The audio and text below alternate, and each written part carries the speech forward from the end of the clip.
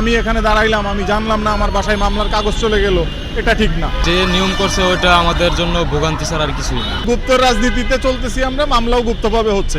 এই মামলাগুলো মনে হয় তখন এআই ডিটেক্ট করবে কোন বাসটা প্রতিবন্ধকতা করছে। রাজধানীর ট্রাফিক ব্যবস্থায় যুক্ত হলো নতুন এআই প্রযুক্তি। এই প্রযুক্তির মাধ্যমে স্বয়ংক্রিয়ভাবে আইন অমান্যকারী চালকের বিরুদ্ধে মামলা করা হবে, যেখানে পুরো প্রক্রিয়াটি পরিচালিত হবে এআই এর মাধ্যমে। ভিডিও কিংবা ছবি বিশ্লেষণ করে নির্ধারণ করা হবে মামলার কারণ, ধরন এবং জরিমানার পরিমাণ। পরবর্তীতে ডাকযোগে চালকের নির্দিষ্ট ঠিকানায় পাঠিয়ে দেওয়া হবে মামলার নোটিশ।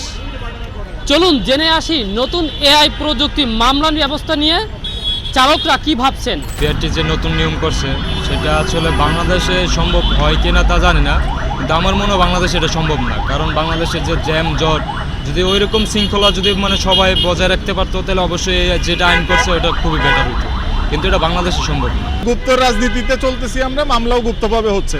আমি এখানে দাঁড়াইছি, আর যদি আমার মামলাটা হয়, আমার জানার অধিকার আছে যে আমি কোন অপরাধে অপরাধী। এখন আমি এখানে দাঁড়াইলাম, আমি জানলাম না, আমার বাসায় মামলার কাগজ চলে গেল, এটা ঠিক না। কারণ সবারই তার নিজেকে ডিফেন্ড করার অধিকার আছে। আমি এই গুপ্ত মামলার বিরুদ্ধে সোচ্চার হতে চাচ্ছি আর কি। বাংলাদেশের মতো জায়গায় এটা আমার কাছে আমি মনে করি যে এআই যে মামলাটা এটা কিছুদিন হয়তো বা রানিং থাকবে, ওরা আগের মতো আবার হয়ে যাবে।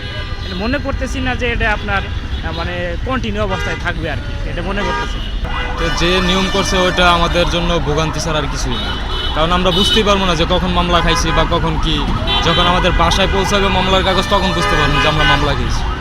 আমি এই জায়গায় দাঁড়ায় আছি, হেলমেটটা খুললাম, এখন হেলমেট খোলা অবস্থা আমার মামলা হয়ে গেল, কিন্তু আমি তো জানলাম না আমি আসলে আমার মামলাটাকে আমি বুঝতেই পারলাম না।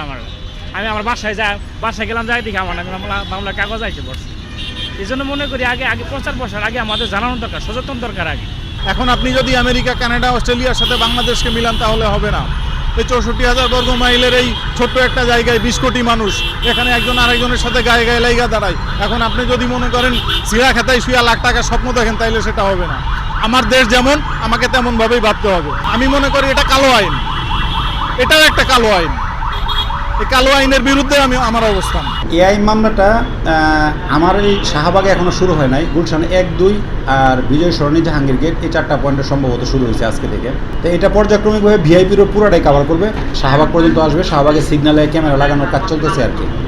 আর এটা বেসিক্যালি হলো আপনার ট্রাফিকের যে সিগন্যালের যে শৃঙ্খলা, এই শৃঙ্খলা সংক্রান্ত মামলাগুলো হবে আপনার হলো বেশি। এই মামলাগুলো মনে করেন তখন এআই ডিটেক্ট করবে কোন বাসটা প্রতিবন্ধকতা করছে এইটা, কিংবা মনে করেন যে ওই যে সিগন্যালে যখন লাল বাতি জ্বলবে, যেসব সিগন্যাল সিস্টেমে লাল বাতি জ্বলবে, এই সিগন্যালের আগে আপনার জেব্রা ক্রসিং থাকে, গাড়িগুলো দাঁড়ানোর কথা জেব্রা ক্রসিংয়ের আগে।